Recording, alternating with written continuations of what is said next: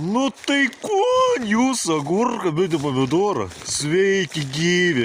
Šiandien 14 dieną esame Šmonciškėse, Ošuvo tokia vaikščioja. Taigi šiandien papasakosiu apie tai, kad prie jūros šalta, ledai, luitai, jūra piškai nutolsta kratą apie 2000 metrų. Ir aplamai tiesiog ir šalta, kaip sakoma, o paskui vyksime į Palangą. Žinokit vieną, kad tiesiog prie jūros, kad ir gražu žiemą, nuostabu yra. O tai yra labai geras oras, nepasakyti tų dalykų. Nu, šiandien esame mes prie Baltijos jūros, Šmonciškėse vaikštome, štai pasigrožėkite namais šitais.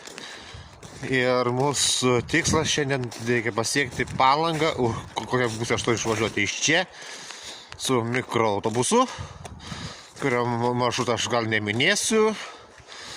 Ir šiandien mūsų tikslas bus pasiekti Palangą pro Palangos oro uostą. Nu, o rytoj keliausime į, kaip sakoma, prie jūros, pro vaikų žaidimo aikštelę Palangoje. Bus tai 15 kelionės diena. Ir, kaip sakoma, mes būsim pačioje ateinančios pavasario šilumos.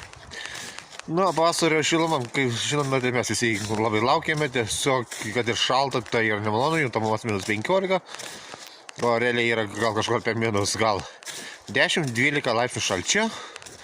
Nu, o kaip sakom, mes tiesiog dabar vaikštome dviračio taku, čia kur yra Šmonciškėse, nes iki išvykimo lieka apie 29 minutės. Na, o mes susitiksime gal ir rytoj.